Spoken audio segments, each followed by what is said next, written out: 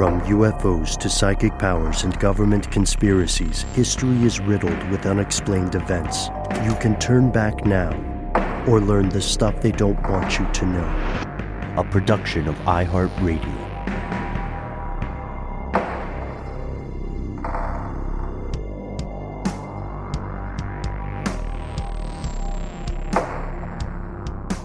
Hello, welcome back to the show. My name is Matt. My name is Noel. They call me Ben. We're joined as always with our super producer, Dylan the Tennessee Pal Fagan. Most importantly, you are you. You are here. That makes this the stuff they don't want you to know. Folks, welcome to Strange News. I almost did like a FM radio voice on that one. But anyway, if you're hearing this, it's Monday, June 16th. Congrats to everybody. Also, for any tinfoil hat fans in the crowd, you guys, they're finally doing it. They're microchipping the cheese. We knew it was coming. Finally. What? Yeah. Is it an edible microchip? Strange.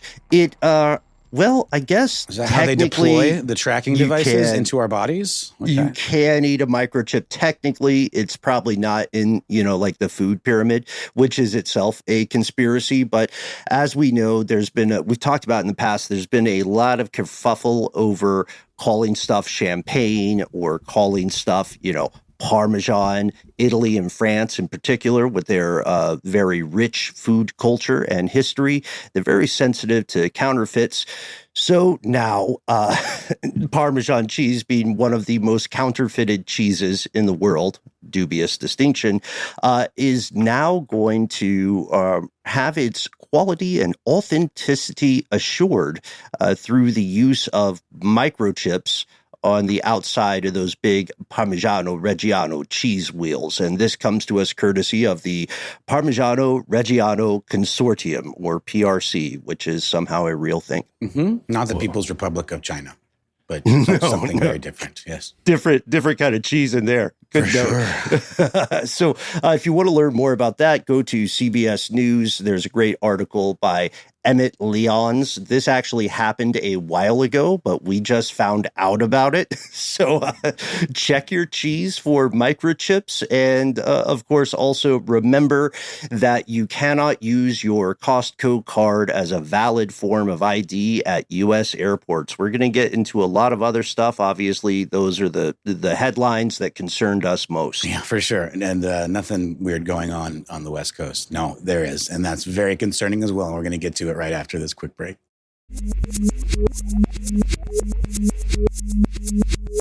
And we have returned. Our breaking story now. Again, this is live fire. Unfortunately, that is a literal truth.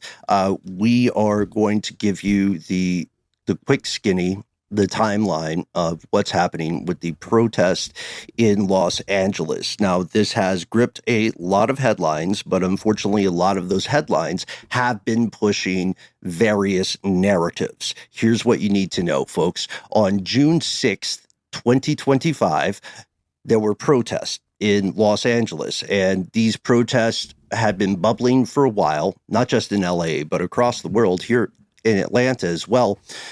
And they came about because Immigration and Customs Enforcement, or ICE, as we call them in the U.S., they were conducting raids, as they've done in multiple cities, to arrest people who are allegedly involved in illegal immigration to the United States.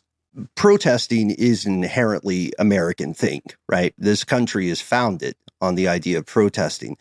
Several of these protests turned violent in the opinion of law enforcement, and it was after the Los Angeles Police Department, or LAPD, and ICE clashed with protesters. Now, we talked about this a little bit off air before we continue with a timeline and get to the live updates on the curfew and Governor Newsom and the current administration. Would love to hear your initial thoughts, guys. I mean, you nailed it when you said that protest is an American right, privilege. It should be encouraged and has historically been encouraged. And when you start hearing things like any protest will be met with force, That is real scary and not a slippery slope at all. It's a plunge. There have been protests all over the country, and there was one here in Atlanta the other night, and some of my kids' friends were there, and it turned violent.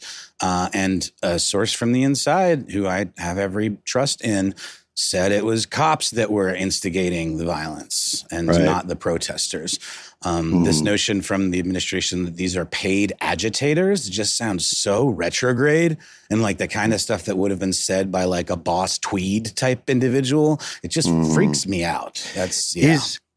It reminds us again of the old observation that every accusation can itself be a confession. And what we see here, again, please check out our earlier episodes on the concept of agent provocateurs. That's a very real thing. We saw it during the Black Lives Matter protest. We've seen it during multiple historical protests.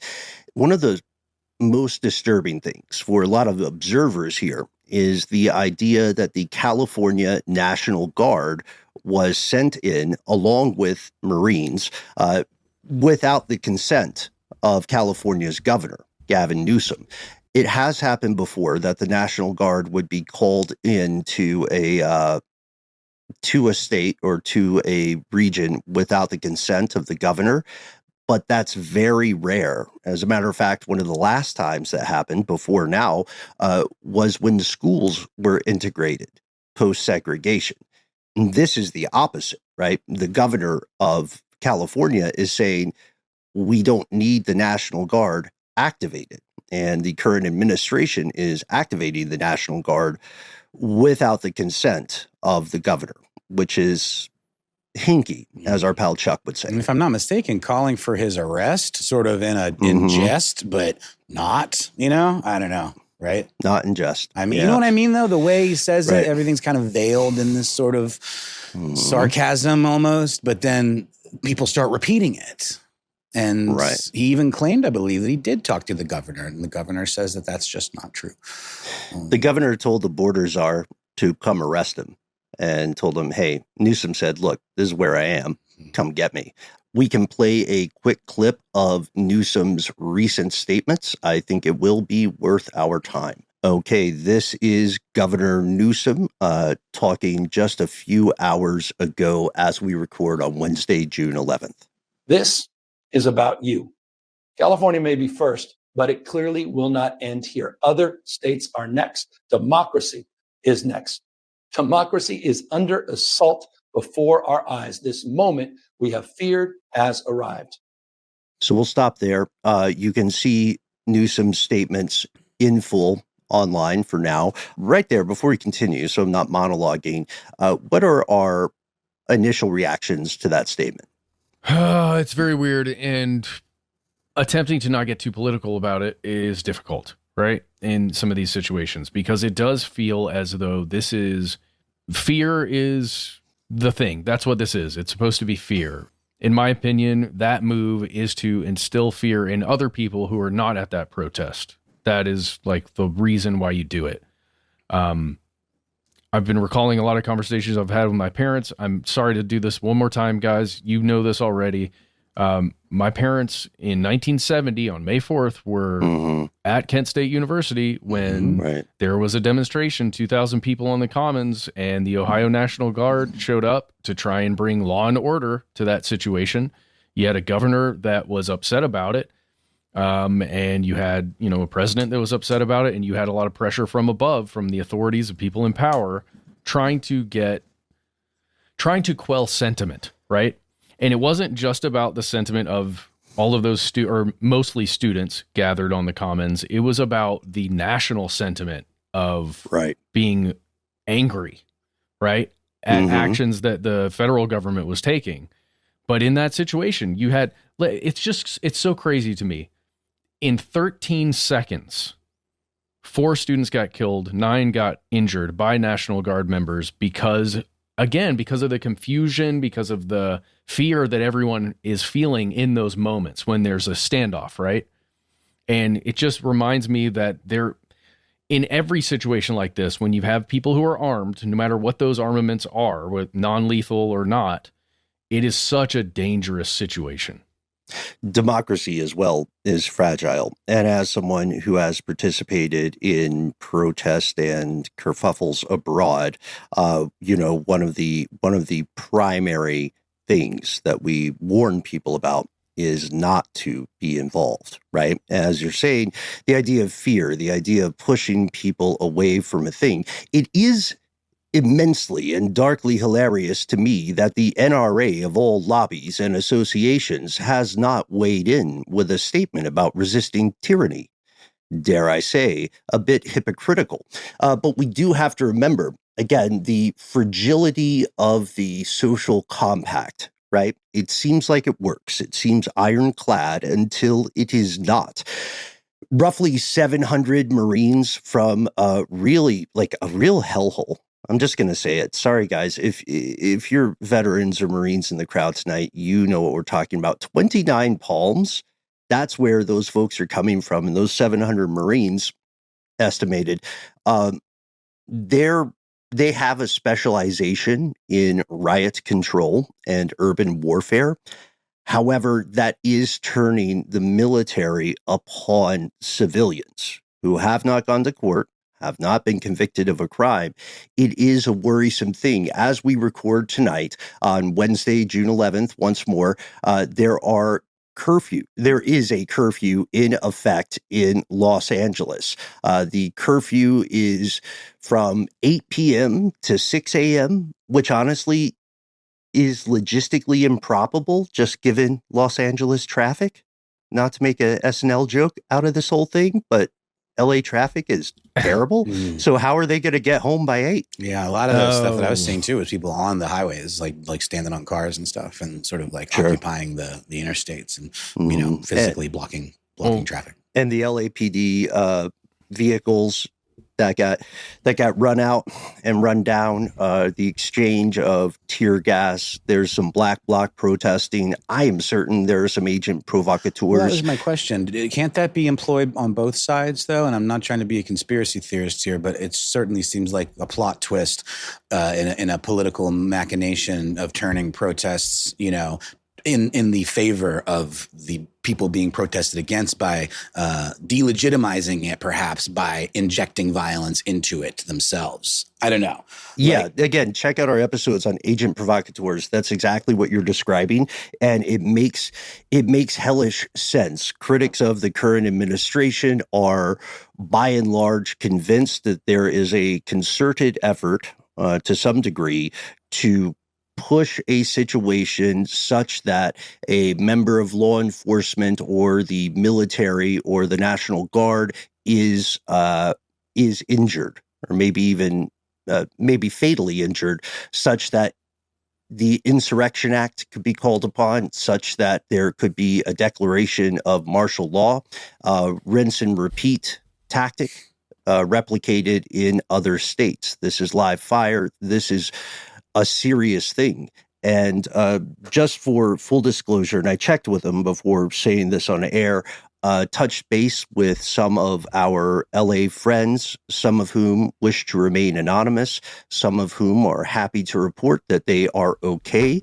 So we want to give a shout out to our Daily Zeitgeist family, Jack and Miles, who are way cooler than us, are all right, but the tension is high. And the question is, to your point, Noel, is there a conspiracy afoot? Is the current administration or some faction of the federal government attempting to force an issue to create casus belli, to create a rationalization for the rollout of martial law? And again, where's the NRA? Where are our guys who are like, you should always stand up against tyranny? Just want to know where Ja Rule is in all this. Where is Ja? I'm sorry I yelled. Sorry I yelled. It's okay. It's a really tough situation because you've got a battalion of Marines, all right, 700 dudes who are following their orders because they have to, right, to some extent. And if they choose not to, there are repercussions, right? Like pretty serious repercussions if you say, no, I'm not going to do that. How many times can that happen before, first small groups of Marines say no or, fight back against it? It worries me that if this kind of thing continues and the U.S. military is continually aimed at itself, at its own citizens, how long before we have those simple sabotage things happening? And how long before, the thing that's supposed to protect the United States starts dismantling itself?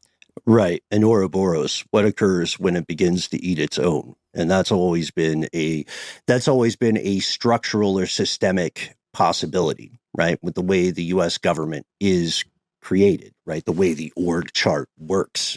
Governors have beefed with the feds before. However, again, not to sound like a broken record, when these elephants make war, it is the grass that suffers. And if you are an active member of the armed forces, the U.S. military or law enforcement we would love to hear, I hope not just me, we would love to hear your input, your firsthand experience, because I'll tell you this, every single Marine, active or out of the service that I have spoken with regarding this specifically, everyone knows that if you're a Marine, you have way more in common with the people on the ground protesting in Los Angeles or in Texas or in other cities to come. You have way more in common with them than you do with those folks in DC. That's just demographically true. Can we just also just state maybe the obvious, or maybe it's not so obvious, that there are people on both sides of the political divide that have a real problem with this? This is not a hot take or a political take. This is stuff that matters and stuff that is very scary. And there are certainly people who voted for this administration that also are not cool with this, because it's inherently kind of not cool. Just saying. Well, it's inherently a danger, existential danger to democracy. And I appreciate that point that it is apolitical. The idea of differing political parties is a beautiful aspect of the American experiment. It's tight to protest. It's dope to disagree. The thing is, we cannot injure the vehicle that allows that discourse to continue, if that makes sense. It does. And the proposed goal here of the policies that are being protested is to remove murderers and all of this stuff and this rhetoric that, came along with the political campaigns. But we've seen multiple very, very clear cases of overreach. And that's the problem. I don't think anyone has any problem with dealing with criminals in an even-handed way, dealing with folks who intend to do harm. But there's this baby out with the bathwater thing that's going on. And it really starts to feel like on the surface reasoning behind doing some of these deportations and sweeps is really just a cover story for doing whatever they want. And we also want to shout out the Los Angeles mayor, Karen Bass. Karen Bass earlier criticized these ICE raids leading to the protest. This has got to be a weird day to be, or a weird time to be Home Depot PR, right? Public relations. Karen Bass, mayor of Los Angeles, said, "As mayor of a proud city of immigrants who contribute to our city in so many ways, I am deeply angered by what has taken place. These tactics sow terror in our communities and disrupt basic principles of safety in our city." The folks deployed have military training. The protesters do not. And I love the point about the broad brush danger. You cannot and should not paint everybody as a criminal. You know what I mean? I hang out with people who like Dr. Pepper. I don't think they're all terrorists. I like Diet Dr. Pepper. Does that make me a terrorist? No, you're your own man. Thanks, buddy. Guys, had a conversation. Don't mean to derail us here on sodas, but we're talking about them. Fago, I've learned about a thing called rock and rye. I've never heard of that before. Did we talk about that? It's a cream soda kind of situation, right? Or it's a spicy cream soda. It's something. It's very popular and very regional. People in Detroit love it. But get it in the 24-ounce version. But did we talk about that on the show? I don't remember having a rock. I know Moon Mist we've talked about, but maybe not rock and rye. What's the deal with rock and rye? I didn't know it was based on a prohibition drink that was very popular back in the time. A rock and rye whiskey. Very interesting stuff. Okay, sorry, that's it. Heard it's delicious. Folks, look, we know this is important. We're running a little bit over in the first act of our weekly segment here because we want to hear from you. We hope that we are sharing just the facts, right? Not opinions, the objective facts, the controversies on both sides, the worries of the critics. We will say that people who are supportive of the actions of ICE, of the actions of the federal government, do seem to genuinely believe that, to Noel's point, there is some kind of criminal compromise occurring. However, any other statistics you look at, any other proven, credible, quantitative analysis shows that is not the case. This is going to be something that I imagine, or I hope we return to in an episode in the future, because as you're hearing this, the evening it publishes, a lot more will have transpired. So stay tuned for an upcoming episode. We're going to give you the timeline. We're going to give you the implications, the add-on consequences, and the conspiracies at play. For now, we're going to pause for a word from our sponsors. Be safe out there, LA. We'll return with some more strange news.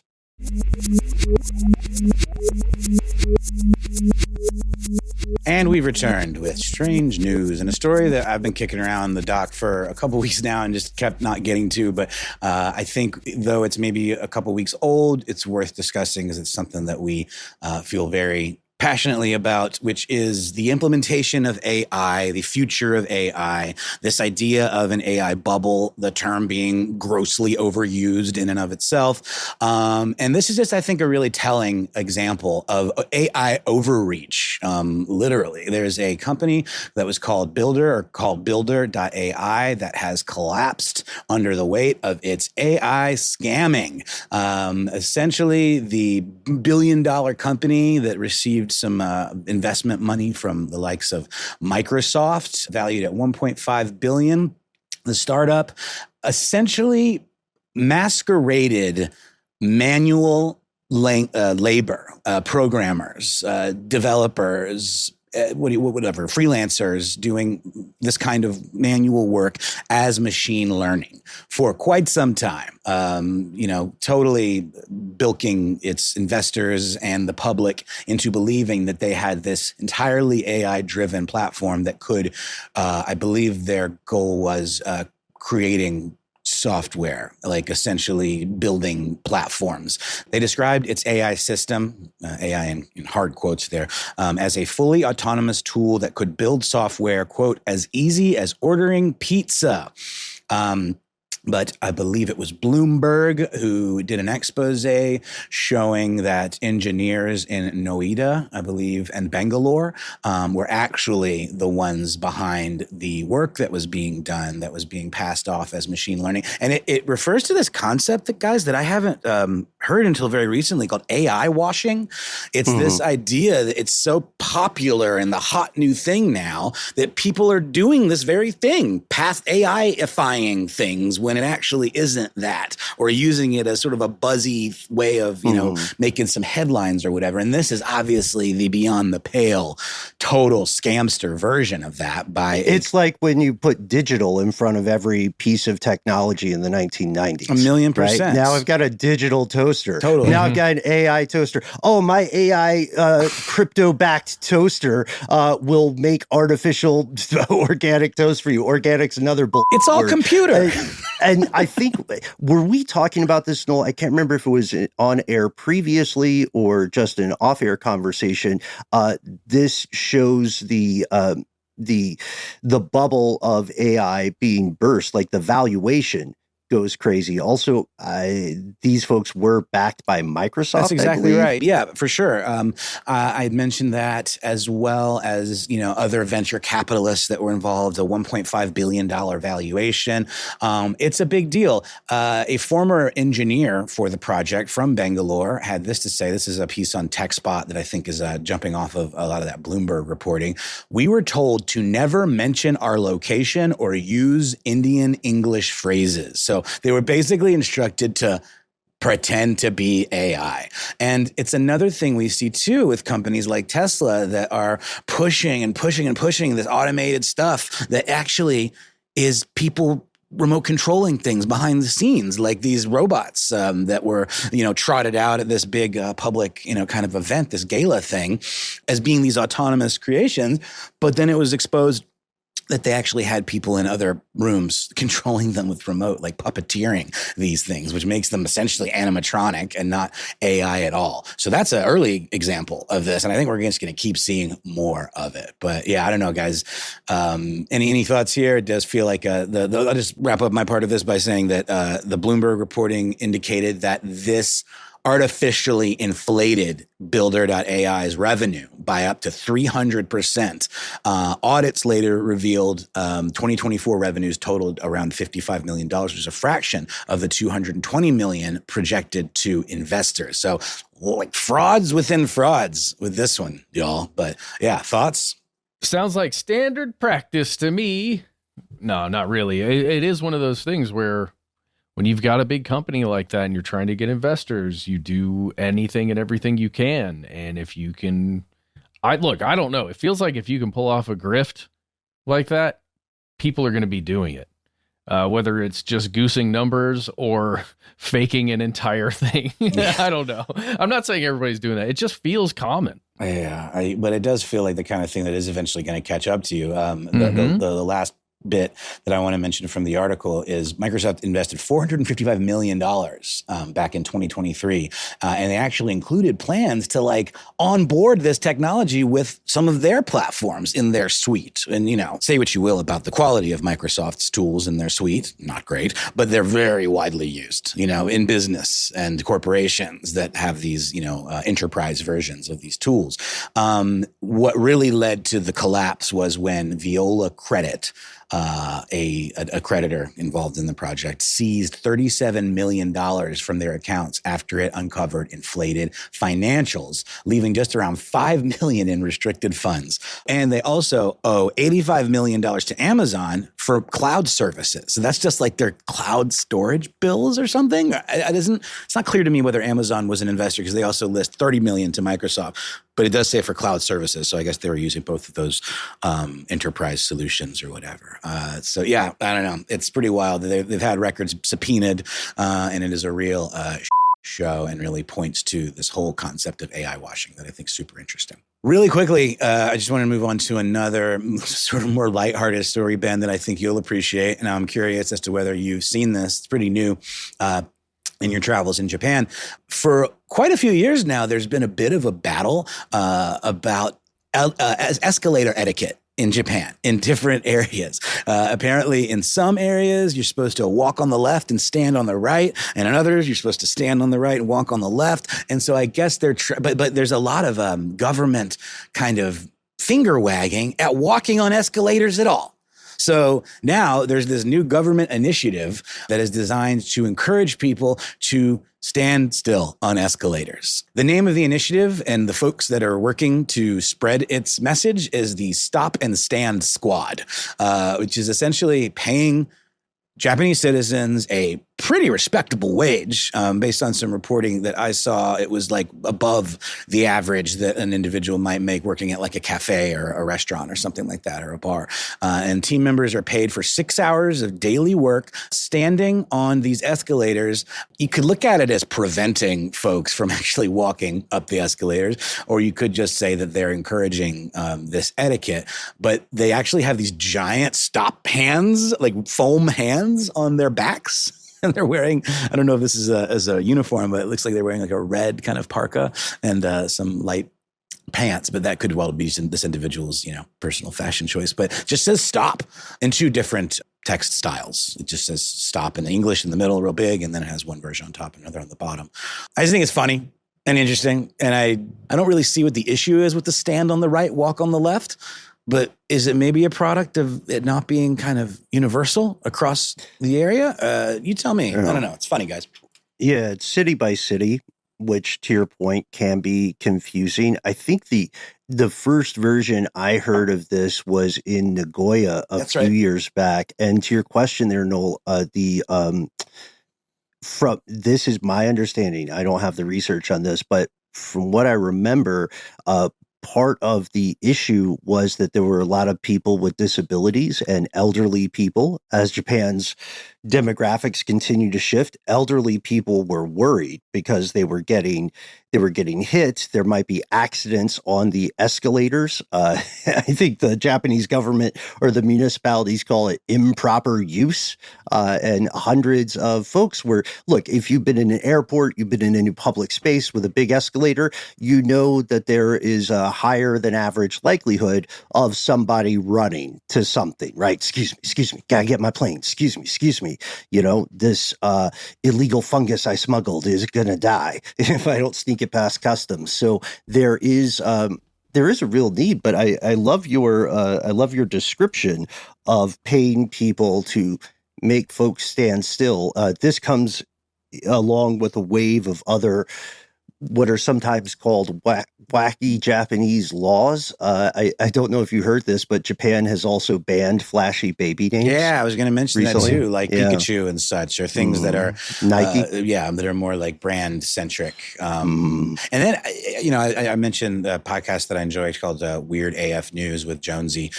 He just finds some really fun stories. And so shout out to him and his podcast. But he also, in talking about that very story, mentioned that I want to say somewhere in Scandinavia, I think maybe Sweden, there is like or maybe Norway, an approved list of baby names. So they go even further than that. I just thought that was very interesting. Thou shalt not name your kid Zanzibar or something. Indeed. It is really funny to me. I remember being warned against the escalators as a wee boy, and then actually falling down one a little bit and getting hurt and realizing, I will be careful on these escalators. Have you ever seen under the hood of an escalator? Yeah. Dude, there's a whole Final Destination kill involving machine. Yeah. It's gnarly. It's deeper than it'll grind you up. It takes you into the abyss for sure.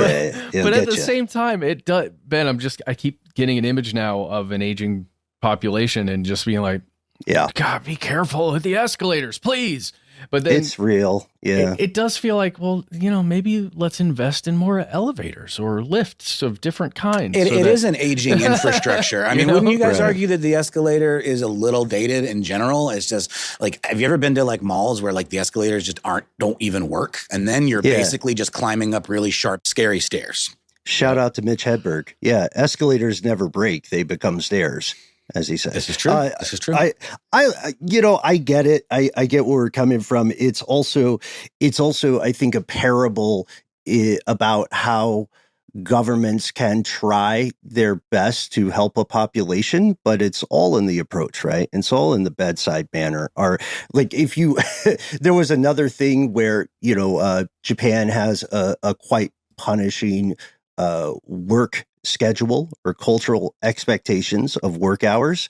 And anytime the government has tried to mitigate that, the culture just says no. So if you are, let's practice empathy. If we're the guy in a hurry, right? We got to get these documents. We got our briefcase of documents or whatever, and we got to get them to the drop-off point. Oh, snap. There's an escalator. There are a bunch of elderly people on it and they're not moving. And some of them have signs on their backs. Is that going to stop you as an individual? Or are you more likely to say, well, just me, because my thing is really important. So I'm going to barrel through. That being said, though, and I haven't been, but it does seem to me that the Japanese people do value decorum and value those standardizations and sort of expectations, maybe more so than we do over here. But maybe that's a gross generalization, but it does feel that way. No, you're right. That is true. And part of that is the larger homogeneity of the population. But look, if you want to see another example of trying to get people to practice social compact through legislation or through mandates, look at all the smoking laws that have changed. There are a ton of people in France that are super pissed off right now. And Japan itself, city by city, is still struggling with smoking bans. I didn't know that. I know people love to smoke in Japan. I mean, in China, maybe more so, or at least gets that rap. But it's interesting. So what would you do? Do we then have, if we're trying to stop the escalator, of something like secondhand smoke? Do we have people who wear T-shirts with no smoking signs and make them stand directly outside of a bar? Well, those tactics don't work. They certainly didn't work over here. Or I guess maybe arguably like truth campaigns and the anti-drug, propaganda type campaigns or whatever. Your mileage may vary. I will say this, Japan sure does have an amazing reputation for incredible mascot costumes. And just sort of like maybe over here the closest equivalent would be sign spinners. But over there, they go hard in the paint on those. And this is another example, these giant foam hands and people just hanging out on these escalators for hours at a time. So I like that sign spinner comparison. That's probably one of the best comparisons I've heard. Nice one. It's much more of a cultural thing over there, and it feels like it gets a budget. Over here, you just see like really shoddy stuff and like kind of low rent Statue of Liberty costumes and stuff. But over there, it's sort of an art form. And I actually follow, you may as well, and I can't remember the name offhand, but it's an Instagram account that just highlights those many of those happening out in the wild. Those types of elaborate advertising costumes. Well, guys, this went on a bit longer than I thought. I know we've got more to get to. There's a couple stories that I didn't mention that I think I will just save for next time, including a weed dispensary in, I want to say, Michigan is offering but a single pre-roll joint in exchange for proof of Bigfoot. Seems a little bit stingy to me, y'all. I think you should get like, a quarter or something, or at least, a pack of pre-rolls. Again, to credit where credit is due. Jonesy on Weird AF News made that point that I was thinking as well. Let's take a quick break, hear a word from our sponsor, and we'll be back with more strange news.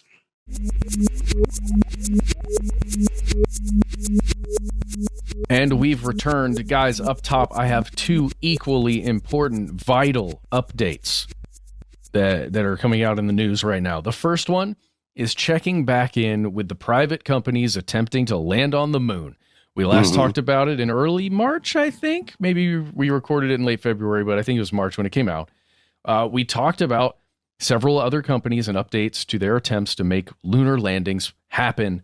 Well, one of those companies was iSpace. That's no spaces, just the letter I and then space. They had a lander that was on its way to the moon when we were talking about it. The company was very excited because they were going to get to try again because they had previously attempted to make it happen, but it crashed into the moon, as many of these have.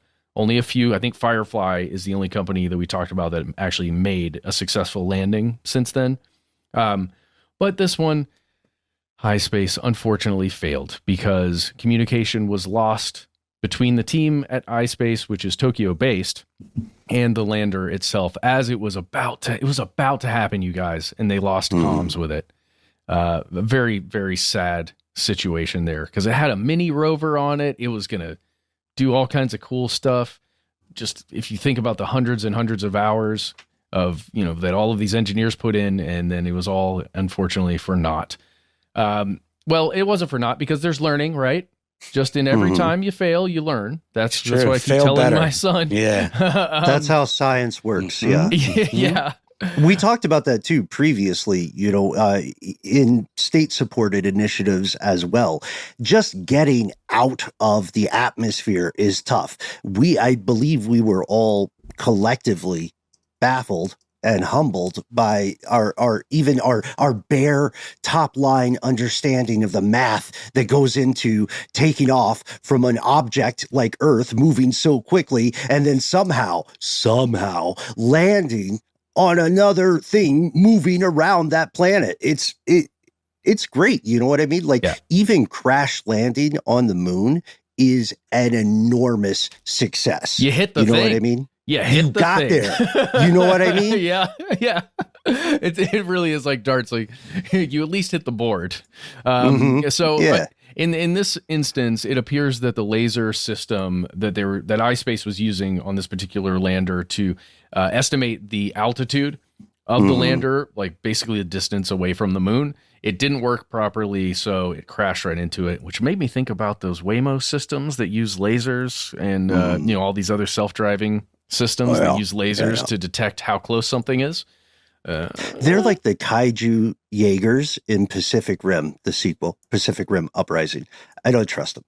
The kaiju Jaegers in the big mechs in Pacific Rim Uprising, spoiler, they're supposed to be autonomous, but it turns out that they are instead, spoiler, 3, 2, 1, they're operated by these eldritch, evil, cosmic entities. So maybe that's what we need for the moon. Maybe we need to take some of the research in resurrecting brain cells or turning dead spiders into cyber zombies. Those are both two true stories. And maybe we put their brains, in a little con pod, a little operating center for these lunar landers. Japan, get at us. Conspiracy@iHeartRadio.com. Yes, we got some thoughts. Please. It is actually kind of a really tragic, sad story, you guys, because the same SpaceX launch sent up this lander and Firefly Aerospace's Blue Ghost, which is the one that made it successfully.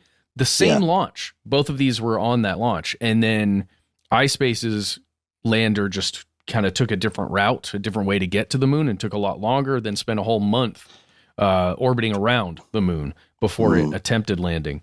But it is kind of sad. They both went up. One of them worked, and then the other one just lost comms. Pooped out. I can't remember what we were talking about this on some show, but it reminds me of, what we were talking about with the discovery of morning routines on Ridiculous History. This is the nature of science and invention. I agree with you, Matt. It's a really sad story. It also reminds me of what we're talking about on that show.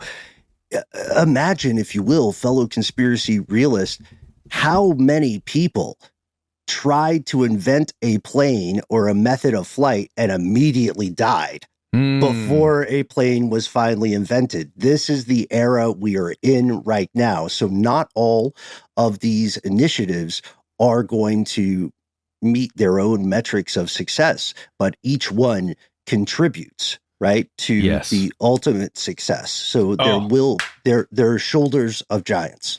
Let's talk about the ultimate success, which is our second equally vital important update. Back in 1987, a little company called Square invented a game called Final Fantasy. Okay? Ooh, and there were just several years later, in the early 90s, another organization called Wizards of the Coast invented a little game called Magic the Gathering. And guess what, guys? As of today, when you're hearing this, it's been 2 or 3 days since the launch of Magic the Gathering Final Fantasy. Whoa. Now, you may be thinking, oh, that's another one of those MTG releases that's just like, oh, it's happy. It's just over here on the side. I'll get those. I could collect them. No. Oh, that's just another one of those MTG releases that's over there on that side, and it's happy, it's fun. I'll collect them. No, you're wrong, Ben. You can play with these. They are tournament legal. It is a new set that you could play Magic the Gathering with. And you can do things like play Sid or Tifa or Cloud or Sephiroth. Where's my Sephiroth? Yes. There's Sephiroth. You can summon Odin or Leviathan, Omega, King Mog. There's even a traveling chocobo. Now, we're not sponsored by Wizards of the Coast or Square Enix or any of these companies, but this is the most exciting and vitally important thing to happen in a long time. Sorry, North Korean warship that's capsized. Can I just say, burning Teslas. To that point, though, and we talked about this a little bit off air, if you're into that stuff, and Final Fantasy and JRPG kind of turn-based stuff, and I'm sure you've heard about it if you're in that sphere, this new French game, Clair Obscur Expedition 33, is absolutely next level, and people are loving it all over the place, and for good reason. It sort of like updates those turn-based mechanics and that Final Fantasy type storytelling lore, and I think it's neat too because it's a lot of folks that got laid off from Ubisoft, another giant French company that makes the Assassin's Creed series. And, they've been getting a lot of flack for kind of doing the same thing year over year. And this company just shows that scrappy, it is a big budget, relatively speaking, but it is still, I think, 30 people to the core team. It just shows that that's when a game is great, that's what people want. Sorry, end of rant. Love the game. No, it's great. It's great. We're unanimous on this. Hey, thanks to Max for putting us on it. For sure. Max Williams, first of his name. We think we're not going to check for other Max Williams. We picked one, and we're doing Highlander rules with that. This reminds me, guys, I have here. Oh, I still have that Boy Scout textbook there. I have here Magic the Gathering Kamigawa Neon Dynasty set booster. Is this familiar to either of you guys? It's a killer set. Is it a killer set? Yeah. Should we open it now? You can if you want. Yeah, baby. All right. What are you looking for? What's the good ones? Like the shiny ones? You like the shiny ones, right? Is that what you want? Is that in Magic or just Pokemon? You want that mythic alt art rare, baby. That's what you're looking for. Mythic alt art rare. I hope there's some folks out there having like repeated nerdgasms right now. I'm just saying. Okay, so or just turning off the show. No. Stay with us, folks. This is okay. So there's a card here that doesn't do anything. That's I think it's art card. Just art card. Mm-hmm, okay. Mm-hmm. By the way, folks, Matt and Noel are getting all of these after the show. There's this basic land. We are going to be doing video again soon, though. So this is good practice in visual aids. I like it. So this is an Imperial Subduer. Okay. I don't know if that's good. Wait, you said, Noel, I'm supposed to look for foil? Isn't that the thing? Don't you want the foily ones? No. Okay, in the middle right-hand side, you're going to find the set icon. Okay. And your black ones, if it's black, it is a common. If it's silvery, it's uncommon. If it's gold, it's rare. If it's like a goldish red color, then it's mythic. Bro, I'm so sorry. I know I'm partially colorblind. I can see some of them are black. Is that helpful? No. Okay. We're going to save this for whenever we hang out off air. There's a cool one called Suit Up that has foil to Noel's question. And then there's something called Life of Toshiro Umezawa, which is something about sagas. This looks really complicated, actually. It's like an educational card. As this saga enters and after your draw step, add a lore counter. I'm over my head. So each turn, another thing happens. Okay. All right. I'll just, you know what? I'll take a picture of this and send it in the group chat. Sounds good. Let's get back to strange news. The stuff that's not as vitally important, but we should be thinking about. Guys, Germany is preparing for World War III. Full on. Guys. They've been spinning up for a while because the U.S. has abandoned NATO and Germany is the next best thing. There you go. Well, they are drawing up plans to rapidly expand their network of bomb-proof bunkers and shelters. They are currently warning, at least several major important officials within the country are warning that the state needs to be prepared for an attack from Russia within the next 4 years. Fun. Love that. You love to see it. Well, and they're also saying it will cost way too much money to build like brand new facilities of these types across the country. So what they're looking at is pinpointing tunnels, metro stations, underground garages, car parks, and cellars of public buildings to turn those into bomb shelters, and then trying to come up with a way to alert citizens of which bomb shelters are closest to them in the event of you have to imagine a nuclear attack. That's what these are for. Entering a wartime economy and infrastructure, right? It's a new kind of gentrification. Well, it's not really a new kind of gentrification. The U.S. and Europe did it in the past, but it is concerning because, Matt, from my understanding, there's a lot of money going into this with a pretty aggressive timeline. Well, yeah, these are estimates from government officials, okay? This guy named Tiesler, he has said that roughly 10 billion euros would be needed over 4 years to basically cover all the civil defense needs that they've got, and around 30 billion euros over the course of 10 years. Germany's nothing if not prepared. That's sort of a thing that they're historically good at. I mean, just in general, they're all about. Yeah. They're also talking about building up and establishing a compulsory / maybe voluntary civil protection service. And they urged all citizens to contribute to making the country more resilient by stocking up on emergency supplies in the case of power and water shortages. Again, the thinking here is if there's an attack in a neighboring country or really close by and water or power gets disrupted for one reason or another, and then, if there's an invasion. It's a little posse comitatus, like we have here in the U.S. But and also to that point, note what Matt is saying there, folks, is not the same as compulsory military service. This is CPS, civil protection. Yeah. Just training people for things that may or may not happen. In the end, it's muscle memory, right? Mm-hmm. Okay. Guys, we're just some folks who hang out and have fun on the weekends. Leaning towards may happen. Yeah. Guys, the last thing I wanted to talk about, I'm not going to go into all the details here, but a very interesting thing occurred in Central Florida, right around the area that we've talked about many a time on this show. I don't know how you say it. Osceola County? I don't know. Sounds good. It's south Florida. Of Orlando. It is partly owned by Walt Disney or Disney and all that stuff. The Reedy Creek Improvement District. Yeah. Some interesting stuff down there. Well, guys, a sheriff in this part of town was arrested recently, I think last week, on charges of racketeering and conspiracy of what the state described as a massive gambling operation. Guys, let's just talk about this.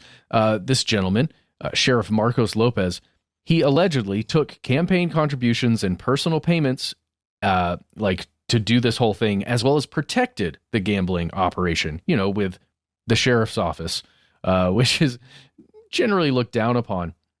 They're saying that this was a lottery situation they were running. They're running slot machines and a, quote, gambling house out of a business called Fusion Social Club in Kissimmee, Florida, which if you've ever traveled down in those ways, like to maybe visit parts of Orlando for some Disney stuff, you've probably been through Kissimmee. Again, we've talked about many a time.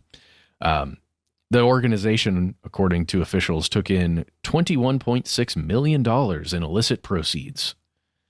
Pretty nice. But that's really it, guys. Just see if there's any updates there, see what's going on. Always nice when the local law enforcement is in cahoots with some kind of organized crime. Mm-hmm. Who hasn't had some hot dice? You know what I mean? Who hasn't been at the table, had a 17, and just said, hit me? Snake eyes is bad, right? You don't want snake eyes. Well, it depends on the game, Okay. Right? Like the action figure Snake Eyes from G.I. Joe is pretty dope. Anyway, that's our show, folks. Thank you so much for tuning in. We appreciate your time. We would love for you to join us in our future episodes. Let's see. We'll have the stuff gas stations don't want you to know coming out soon. We're all very excited for that. And thank you for the correspondence in advance. Most importantly, folks in Europe, in Los Angeles, and so many more American cities to come. Please stay safe. Please let us know what's happening in your neck of the global woods. You can find us online. You can call us on the telephone. You can give us a good old-fashioned email. You certainly can. You can find us online at the handle Conspiracy Stuff, where we exist on X, FKA, Twitter, on Facebook with our Facebook group. Here's where it gets crazy, and on YouTube, where we have video content all day long for your enjoyment, and soon to be adding more to that catalog. On Instagram and TikTok, however, we're Conspiracy Stuff Show. We have a phone number. It is 1-833-STDWYTK. When you call in, you'll find yourself amongst 3 minutes of your time. Within that time, please give yourself a cool nickname and let us know if we can use your name and message on the air. If you've got words you want to send to us, perhaps typed words, why not send us an email? We are the entities that read each piece of correspondence we receive. Be well aware, yet unafraid, sometimes the void writes back, and is going to be following up, in fact, with several of our listeners right after this show. 2 stories we didn't get to. There's a Kentucky man arrested for releasing a raccoon into a business several months after he fled police on a mule, and the leaders of an orgasmic meditation women's wellness company have been convicted in a trial over forced labor. So tune in to Cults You've Never Heard Of, Part 3, coming soon. Conspiracy at iHeartRadio.com.